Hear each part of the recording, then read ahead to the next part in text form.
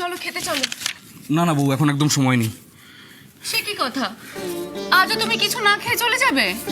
তুমি তো জানো বউ, আমার এই সময় বেরোতে হয়। তোমার তো উচিত ছিল একটু আগে উঠে সব তৈরি করে রাখা, তাই না?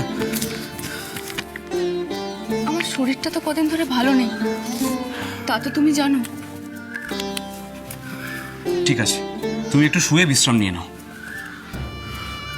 এক মুঠো কিছু মুখে দিয়ে যেতে পারতে। দরকার নেই বউ, আমার সময় হলেই আমি খাবারের বিষয়টা দেখে নেবো। তুমি চিন্তা করো না, কেমন? আসি।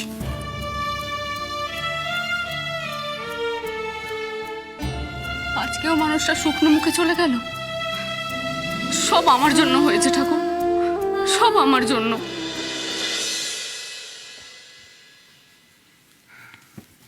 এই গোবা, দাঁড়া। এ কি মা, তুমি না খেয়ে কাজে বেরোলে ঠাকুর প্রসন্ন হন না, তুই জানিস না? সে কি, আমি আমি খাইনি, তুমি কি করে জানলে? ওমা, তোর খাবার বেড়ে তো ওখানে পড়ে রয়েছে দেখলাম। তারপর বৌরানীর কাছেও শুনলাম কালকে নাকি তুই না খেয়েই বেরিয়ে গেছিলিস। আচ্ছা, আমি থাকতে রোজ রোজ কি এমনটা হতে দেওয়া যায়? চল। মা, আমার খুব দেরি হয়ে যাচ্ছে। কিচ্ছু দেরি হবে না, আয় আমার সাথে, আয়। আচ্ছা তুমি একবার আমার কথাটা শোনো। আয় বলছি, আয়। কিন্তু তুমি তুই আয় না আমার সাথে, চল এখানে বস, বস এখানে। আমি ছোট ছোট করে ব্রাশ করে খাইয়ে দিচ্ছি, দেখবি এক্ষুনি খাওয়া হয়ে যাবে। যাই, বাবাকে খাবারটা দিয়ে আসি, আর ওনার শরীরটাও কেমন আছে দেখে আসি। হ্যাঁ, মা, ছোটবেলা থেকে তোকে অনেক কিছু থেকে আমি বঞ্চিত করেছি, আর সেই নিয়ে আমার অনুতাপও আছে। কিন্তু এখন আর সেই পুরনো কাসুন্দি খেটে লাভ নেই। এখন যখন তুইও ভালো হয়ে গেছিস, আমাকে মা বলে ডাকছিস, আমাকে প্রায়শ্চিত্ত করার একটা সুযোগ দিয়েছিস, তখন আমিও চাই তোকে যাতে মায়ের অভাব কখনো মনে করতে না হয়।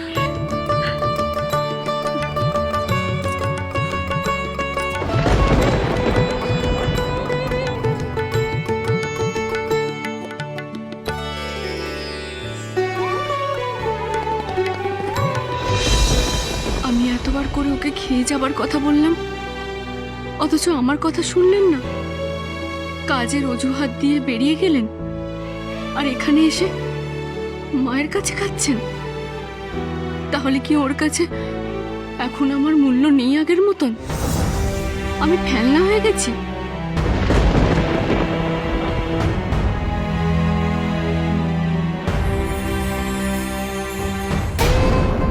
দেখি, এই তো। আচ্ছা মা, এবার আমাকে ছাড়ো, আমার অনেক আচ্ছা দেরি হয়ে আচ্ছা যাচ্ছে। ঠিক আছে, দাঁড়া, জলটুকু খেয়ে নে। দেখি, দাও।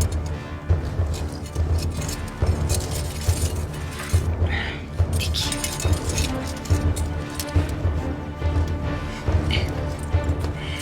আমি এবার আসি মা। সাবধানে যা। আচ্ছা থাক থাক থাক থাক, যা।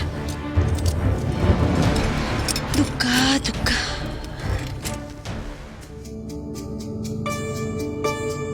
স্বয়ং সিদ্ধা, সোম থেকে শনি সন্ধ্যে ৭টায়, আকাশ ৮-এ।